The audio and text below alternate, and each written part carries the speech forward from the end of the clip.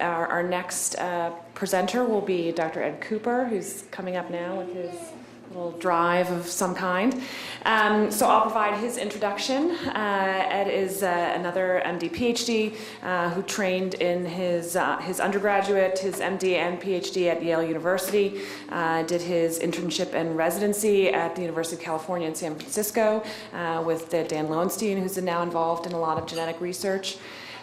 He is currently an associate professor of neurology, neuroscience, and genetics at Baylor College of Medicine in Houston. He's previously at the University of Pennsylvania with my illustrious self, and he has more than 30 publications, lots of invited lectures and presentations, and has been working on potassium channels for over 15 years, in addition to other types of neuronal receptors. And I'm pleased to have him here today with us. I'm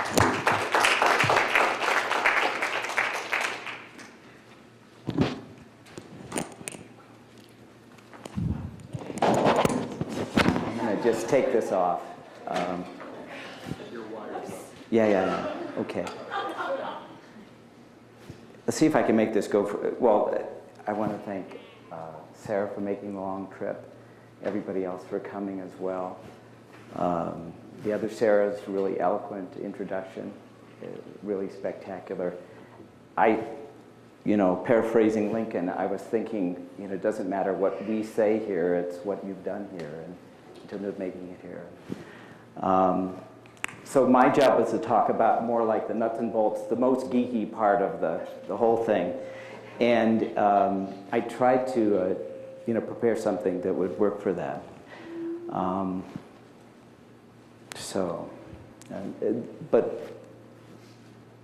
Just to acknowledge a couple of relationships with industry. We can talk about that later. Although I gave this, the title was up there, what I really thought my title was going to be was, well, what is KCNQ2 and what can we do about it? Because this is actually a abbreviated version of a letter that I got from a parent more than 2 years ago. The first of many that really have all said the same thing. We saw an article about your research on KCNQ2. Our child underwent this long period of not having a diagnosis. And ultimately, we were given this funny name. And it's the only, our doctor says it's the only patient he knows about. We know it's rare. What can we do to help each other? Anything that we can do together to work towards a cure. And so the two questions really are, what the heck is it and what can we do? Ultimately, that's the goal, to do something about it, not to just know more about it. And so what I thought I'd talk about is just starting with your numbers. Everybody gets a set of numbers and letters. And I just picked a test that was sent me actually 5 years ago. And I wasn't smart enough. I wasn't as smart as Sarah.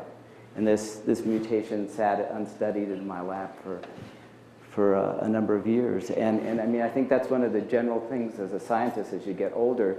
You realize there are great discoveries out there all over, but it takes somebody who's smart or prepared enough to kind of turn it into a discovery. And we all thank Sarah and the young group for turning a new chapter in this story. So just some background on understanding our numbers. The brain runs on electricity. 30 years ago, when I started learning about this, it was a kind of hard sell. But now we all carry around these portable, modular, highly smart devices. And so it's not such a thing hard for all of us to understand that you can have an electrical signaling thing that does amazing things. It's weird that a computer teaches us about ourselves. But as Sarah said, the signaling element is not electrons, it's salt molecules. Just ordinary sea salt or table salt has ions in it. And ion channels are the brain switches that flip between states to allow computation to occur. And actually, there are about 400 related ion channel genes, and one of them is KCNQ2. And the naming, I love what KC in the Sunshine Band. I'm never going to forget that. But actually, because there's so many, they're librarians, bureaucrats who make up these names. And KCNQ stands, K is for potassium, if anybody remembers their periodic table. CN is the channel. Q is the Q family. There are a lot of them, so A, B, C, they got to Q. And this is the second one that we happen to stumble upon out of the 5, as also mentioned. So understanding all this. Well, what is a gene? We have many genes, about 20,000, but the genes are like a library of cookbooks sitting on a shelf. They don't do the work in our body. Each cell uses a subset. In fact, just like you don't cook everything in the cookbook on any given day, cells only use a subset of the genes. And the recipe is written in a long string of DNA. And so that's where the numbers in. We conventionally count the numbers from one end to the other. So this is a little example of a little bit of DNA made out of these units called bases, and we group them in groups of 3, and they encode, or they are translated in the body into proteins. So KCNQ2 has about 2,600 coding little bits, individual things we can read, and they result in about 900 amino acids. So those amino acids are built into what's called proteins. And proteins are actually the machines in the body that do most of its functions. And so you would ask, well, I know what a machine is. How can you make a machine out of a long string? And it has to do with the different properties of those individual beads, those amino acids. And they have different properties. They can be oily, or they can be watery. They can be big or small. They can have charge on them, little bits of charge. So just thinking about making salad dressing, the balsamic doesn't like to sit in the middle of the oil. It sticks together by itself. And opposites attract, and oily doesn't care about opposites. And then once you get to this string thing, it turns out folding, and this is in tribute to my wife. I'm a very bad packer, but she's good at it. Folding and packing matters. And so these little bits fold into little shapes. And this is a little cartoon of 12 amino acids making a little turn. And I said that each KCNQ has about 900. So the three-dimensional shape is built out of little bits like this. So once we have this in mind, we have the idea we have our numbers, and that it's a string that folds up. Well, if this is I showed you how big 12 is. 12 would be a tiny little corner of a channel, because as also mentioned, there are 4 subunits that make up each channel, so about 3,500 of beads per channel. And so you wonder how we've ever learned anything about this. It's a complicated thing. But actually, it boils down to a few basic things. That there's an outside, think of a marshmallow buried, in a layer, a thin layer. There's an outside, there's an inside, and there's a part that's buried. And there's water on both sides. So there's a part that likes water on the outside, and a part that likes water on the inside, and a part that likes to be surrounded by oil in the middle. And the second part of the building block is that there's a hole in the middle. So basically you stick your finger through the marshmallow, and there's a water-filled hole, and that is the ion channel within the machine, where the ions flow. And the third thing is that it has a gate. It's not open all the time. There are channels that are open all the time, but these aren't. They're gated. And so it's simply a matter, there's a part of the machine that folds over and blocks the hole, and nothing flows. It's closed. And this part can be moved, and some channels are moved as a result of a chemical or a hormone But KCNQ is part of the group that are moved by the electrical potential across the membrane, which you just think like a magnet, turning a magnet on or off.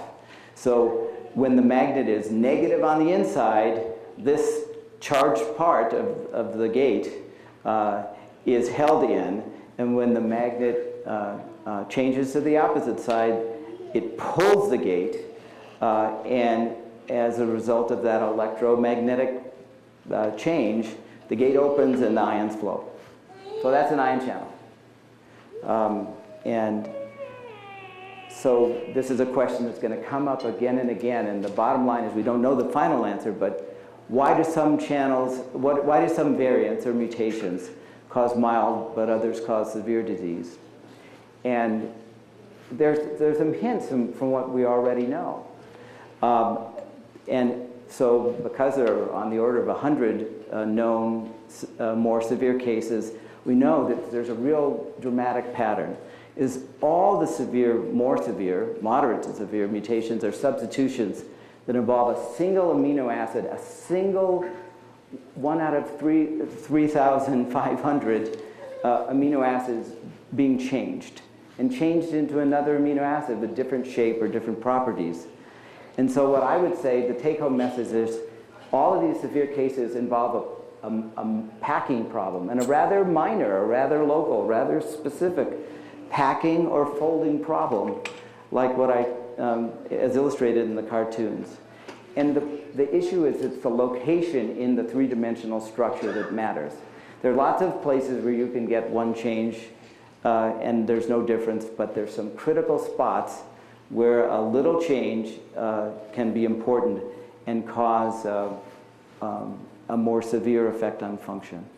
And if we do the math, and this will be explained a bit more in my talk tomorrow, you can get up to 16-fold loss of activity. But I think the take-home message is that it's not a complete loss of activity. And that's going to be really important for at least my view of how to move forward towards better therapies, is that we have to capitalize on the residual activity of the channels that are not blocked and are not damaged by the mutation. So everybody has a number. It begins on the left at 1 and ends at 872.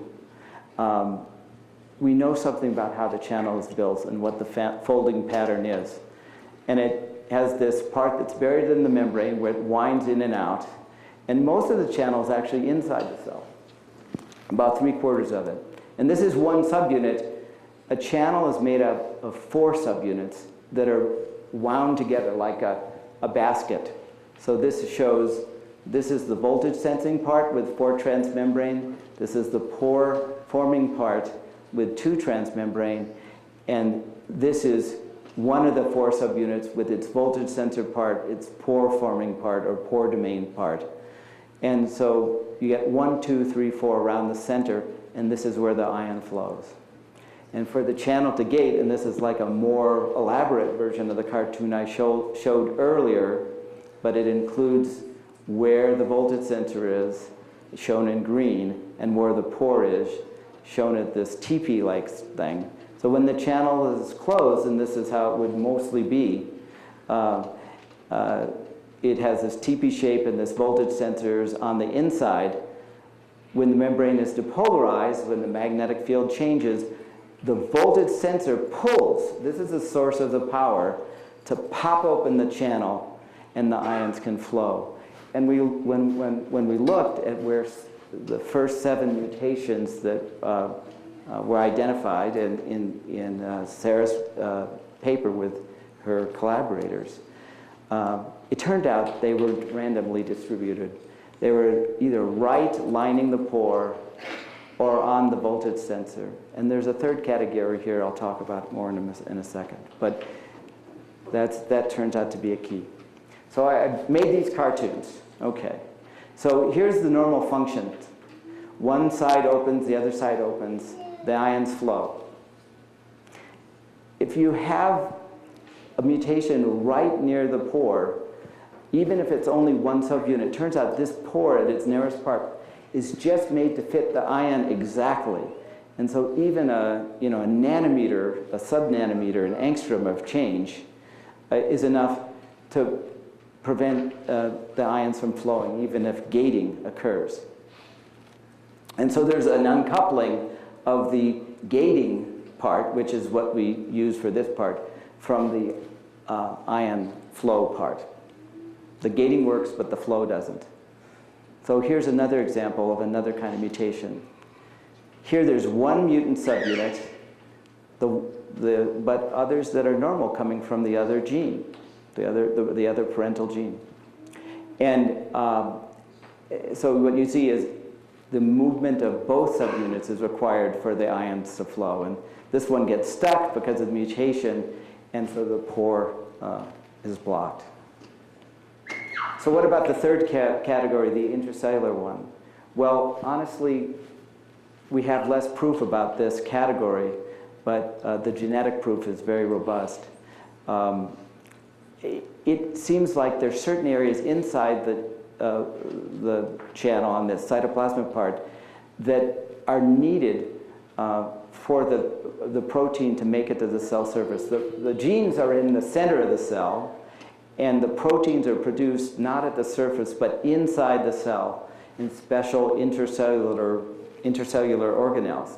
And so they have to have a long journey from where they're built inside the cell to the membrane, especially in a nerve cell, which has, might be the length of your leg or the length of your arm.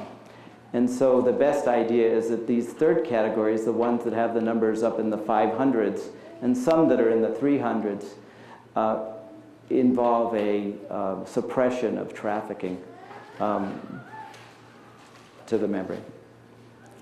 So this is a comparison between the so-called benign familial neonatal seizures type mutation and the kind that produces more long-lasting problems. We know actually that you can just have a deletion of one KCNQ2 gene and still just have the benign outcome. And studies done in xenopus or in mammalian cells show that if you reduce the amount of KCNQ2 and express it, reduce it in half as if one gene is gone, you get a half the amount of channel activity. This is just a bar graph, just where this is normal activity, this is with one KCNQ2 completely gone. And early on, Bjorn Schroeder and others, reproduced now by many labs, showed that the typical mutation that was a missense that was found in a patient that had the benign form, it actually did a little better than being gone. It was somewhere in the middle, typically like a 20 to 30% loss of activity. Now, why would the more severe ones cause a larger degree of suppression, but not 100%? Well, this is a mathematical cartoon to show it, where black is, in this cartoon, half of the subunit symbols are black and half of them are blue. But if you combine them randomly, and this is something geneticists do routinely when thinking about assortment of alleles, but it's called a binomial distribution. It turns out, even though half of the subunits are black, 15 out of 16 of the channels have a variant or mutant subunit in it. And so the key point is there's 1/16 left, even in one that works perfectly to suppress the activity of a tetramer. And for heteromeric channels, the math is a little bit simpler because there are only two positions for KCNQ2, and so you get a 75% loss of activity. Now, I'm going to talk tomorrow a little bit more about what the mutations do in experimental studies, but I want to switch gears and talk about why drugs might work. And there's some clues from basic science about why they might work, even if most of the channels aren't able to respond to a drug. And here's one point. This is a recording made from a nerve cell. And again, Sarah earlier showed a cartoon of a nerve cell and made the point that the KCNQ channels are located along the nerve fiber.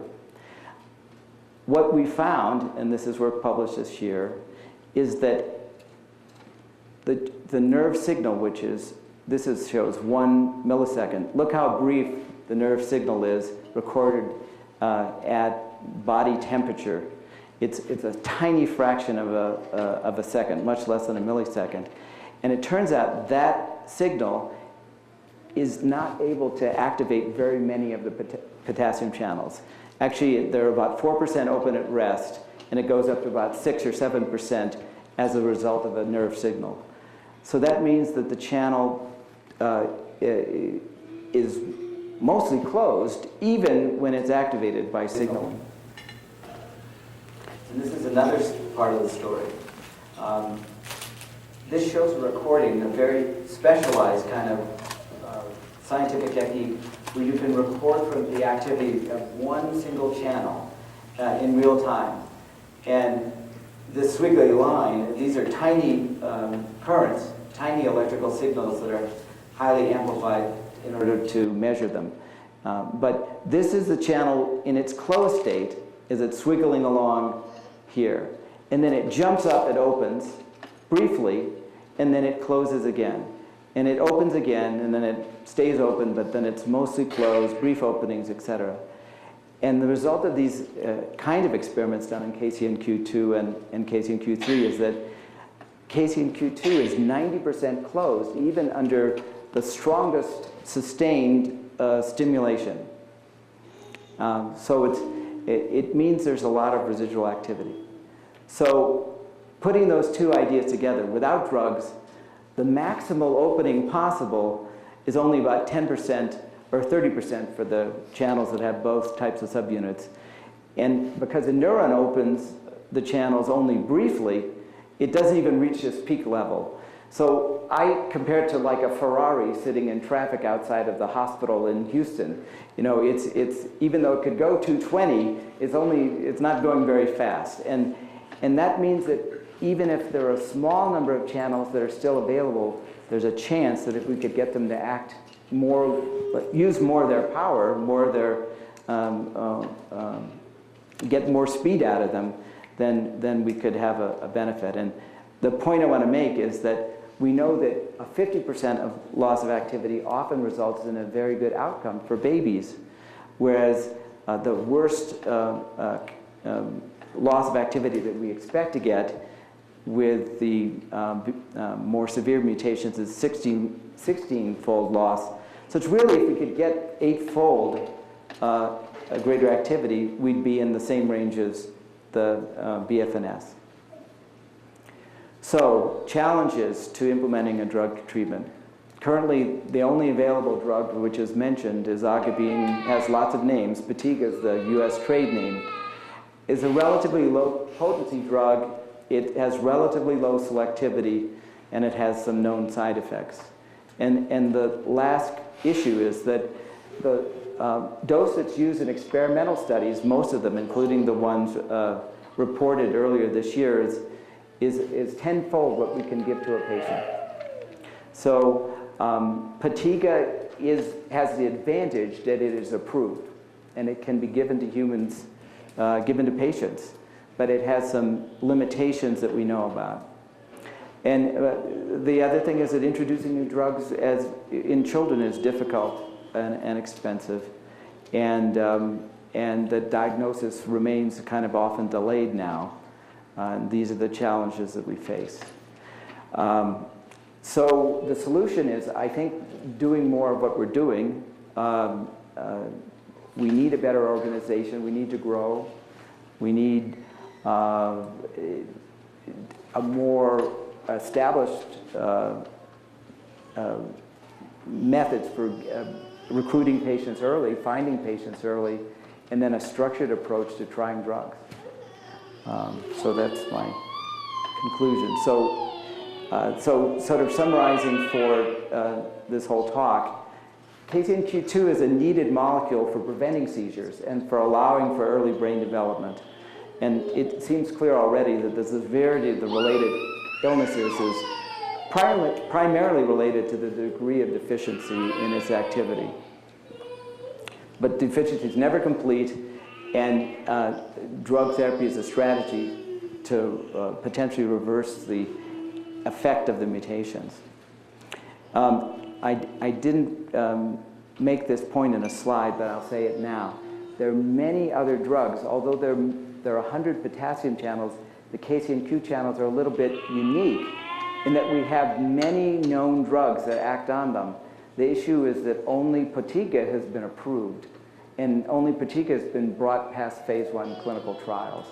And so, as an organization, as a team, one of the issues we're going to face is how can we get more drugs moved forward. We heard mention of this issue of expanded access trials, and that's one model. There's a sacrifice when you do expanded access trial that it's totally uncontrolled, and that creates some problems for us as well. So we have we have to, I think, act strategically in this next phase now that we know what we're up against. So, well, I just want to thank the large number of people that have contributed to the work that we've done, including members of the Ricky Network, which is an American Epilepsy-supported research network here in the U.S. There's a large number of earlier collaborators on the basic science work that I haven't really shown, but have tried to summarize for today's talk. Thank you.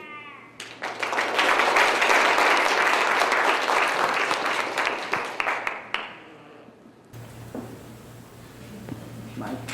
Dr. Cooper, we've had the privilege of hearing you speak before, and we've had a pretty good understanding of what it is you just presented from the past times. I heard something this time that maybe I missed before, maybe misunderstood, so I want to know. We're talking about the gate that opens and closes. Seems to be a pretty important part of this, to let the ions flow through. So the new cartoon helped.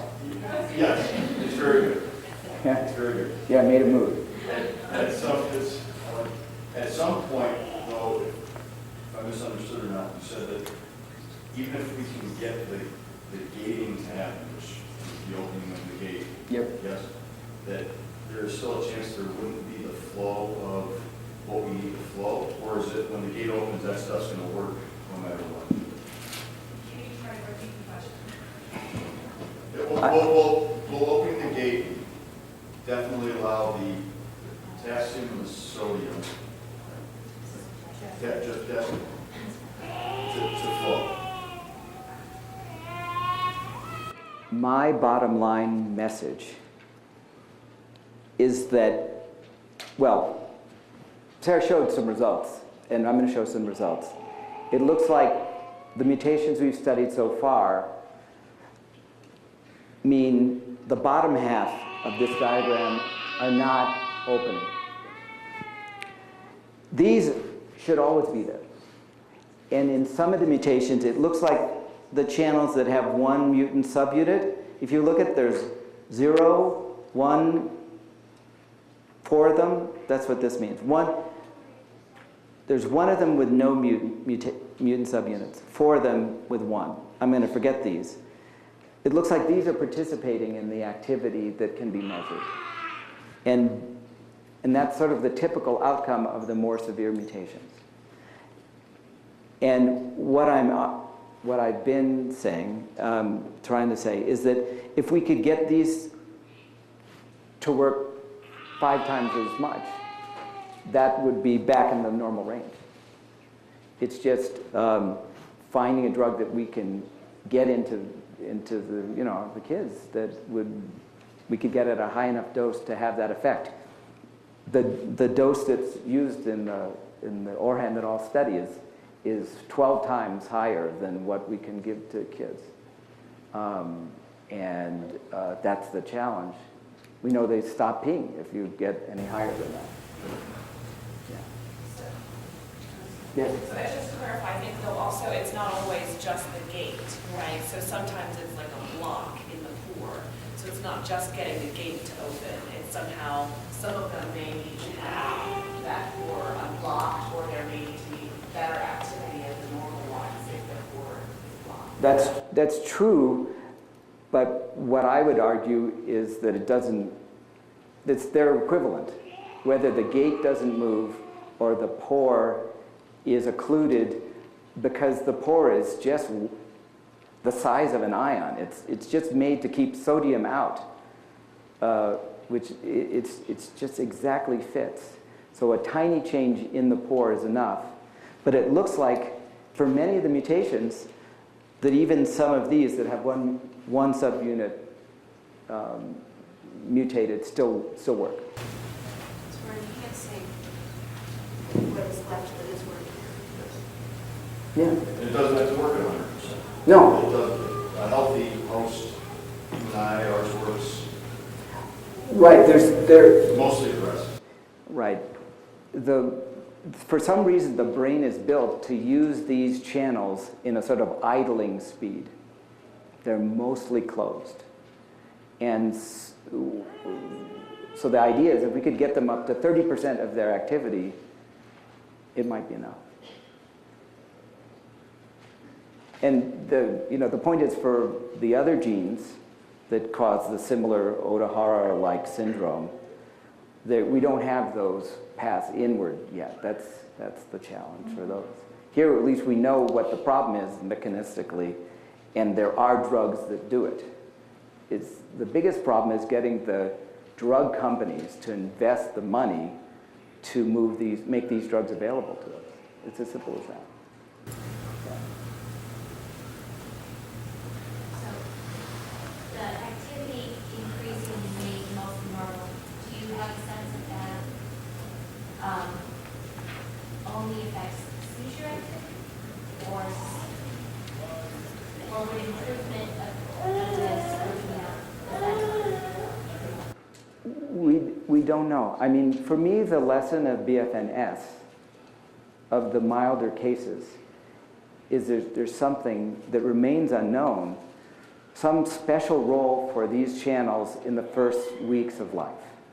And then the brain matures and other things take over, and yet these channels still have a function, right? So the mild mutations cause, really bad seizures for a few weeks. But then that goes away. It's not like the mutation went away. In fact, it's been shown that you can record the EMG in adult patients that have had BFNS, and you'll see a change in the nerve conduction in their legs. But they're walking around. They're doing fine. So it's just there's some critical susceptibility early in life that is diminished with maturation.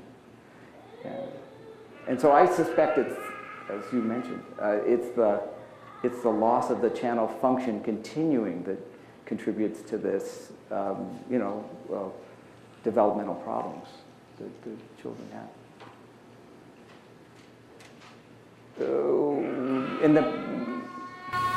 Yeah, and this may be sort of very basic science, but can you show us on the cartoon you had kind of what the biology is of a seizure, with the gate opening and closing and the ions moving, of what kind of what that looks like on the cartoon that's causing the seizure? So I didn't deal with seizures in my cartoons at all, and or what? I'm going to explain what's the connection between. Yeah. So So this is a potassium channel that affects the ease with which nerve cells make those nerve impulses. It doesn't open quickly, and so it's sort of a dampening factor. I compare it to in a nice car these days, there are lots of components to the shock, the shock absorbers, the springs, all that kind of stuff. It's a component that holds things calmly before a desired nerve impulse and after a desired nerve impulse. When it goes away, you have a tendency to have a first one, and then just like if your shocks are bad, you keep bouncing. So it's a lack of that shock. And that's why being closed, because that seems a little counterintuitive, that you think being open and having the current basically going through, Yes. it would increase the excitability, but that's the dampening effect by being open. Yeah, it's the trick of the body. Each of our cells are filled with potassium, and the outside, the blood, tastes salty, is from sodium. So the beginning of the impulse and the major current in the impulse is sodium coming in. Because there's a lot outside, it just flows in. And that is what makes the membrane become depolarized. There's a lot of potassium inside, and so it flows out and says, calm down. And so there's a loss of this calming function for the membrane. Yes, that's, Okay. yeah. Thank you. Anybody else? Yes? So I just, for my own edification, you had talked about, there's promise with drug treatments, and there's a lot of options out there, but the drawback is they're not FDA approved. And you had talked about research that uses what you call expanded access trials. Can you define what that means and then what the pros and the cons are of that approach to try to find treatment options? Okay, well, I'm not as much of an expert on that as I would like to be and hope to be. But basically, because the FDA now recognizes they're uncommon disorders, this notion of orphan diseases and orphan indications, they've tried to respond, in part responding to parent groups, to make drugs available, and have created a sort of middle ground, which is called this expanded access. Currently, a physician can prescribe a drug for a non-indicated purpose if they believe on their best judgment that it could be a benefit. And if the patient or parents and the physician agree that the risk-benefit favors that, it's allowable. But for drugs that are not approved, there's this intermediate mechanism of expanded access. And I think the drug company then provides the medication, I assume for free, and collects certain data as an outcome of that. And it allows a drug to be used where there's a strong need. We have the issue that the number of cases is so small now that can we ever do it, something more structured where we'd have controls? We have to strategize together about what's the best way to proceed. Yeah. Yes. I just want to make sure that I understood you correctly. Going back to the types of mutations and what kind of severity. So did you say that in the research you did find that a substitution would cause a more severe phenotype than a deletion? Yeah, and so this is the opposite of Dravet's. Yeah. And it's hard to wrap your head around. Yeah. And the only way to wrap your head around it is to go back over this notion of dominant negative. In Dravet's, the vast majority of the mutations are truncations that result in no protein. And the point is the body will not tolerate 50% loss of that particular channel. This is another channel. They're related, but it's not the same thing. And if you get a 50% loss, you have this milder transient syndrome. And it's this strong suppression by the combining of the 4 subunits, and the ability of perhaps 2 or 3 is enough to make no activity. So it's like Dravet's in some ways. It's a channel disease. There's loss of function. There's a spectrum of severity, but it's unlike Dravet's. And I guess I should make the point that Peter DeYoung, was the person who described the de novo mutations in both disorders, right? Their group. It's really a spectacular contribution. Yeah. It seems seems like a deletion would then create a frame shift, which would create more of a problem. So it just kind of seems, yeah, like you said, it's hard to wrap. You have to think of, it's because the protein, the disease is becoming at the level of the protein rather than the level of the gene. Got it. Yes. Do you find that as a result of your research, you have a recommendation or a speculation that there might be a different way to proceed with younger children diagnosed with KCNQ2 versus older children, or do you think it's going to improve to be the same? Like as treatments go on, or as TIGA or other, is it going to be identical if the child is, a lot of the children are just being diagnosed or probably some of the children are considerably older. Yes, Is yes. there any sense of whether or not it's going to make a difference if you do anything later on, or has there been years and years without that channel functioning properly? So, there's no time like the present. That's right. The question is, it's an invitation, as you know, I don't know the answer, right? So yes. The question was, I think what you're really getting at, is it going to be too late for some kids? Yeah. And I think it's never too late because we don't know enough about what I'm saying. Well, it's never too late to try something. We would never be in favor of delaying, but you just don't know whether restoring the activity would restore function. Yeah. Yeah. Yeah. It's a really interesting one. There's reason though Yeah. because of some of the trials, but there's one like the president. I think if you wanted to ask more specifically what I think about Batiga, What do you think about Batiga? well, the problem is, I'm going to talk tomorrow about some new information about what's known about its side effects, including the blue phenomenon. But I think the issue is that it's the level that we can get in is often going to be insufficient. Yeah. And so we have to look at ways of doing more than we can do with it now. But it's the only approved drug. Are there other drugs that are not approved? I'm going to discuss other drugs tomorrow. Yeah, it's specific. Yeah, Jim asked, are there other drugs, and I'm going to discuss 2 tomorrow. Yeah. One more? I'm probably over time. Dr. Tiga, just real quick to clarify that, if the dose that we're giving isn't necessarily enough, is it beneficial at all then? At that point, like, is a little bit better than none in that case? Do you understand what I'm saying? If it's not like where we're tenfold under what you can give in the labs, is it like I take half of the Tylenol and it helps more than taking none? Is it the same thing with something like this? Yeah, so Would a smaller non-therapeutic dose be beneficial at all?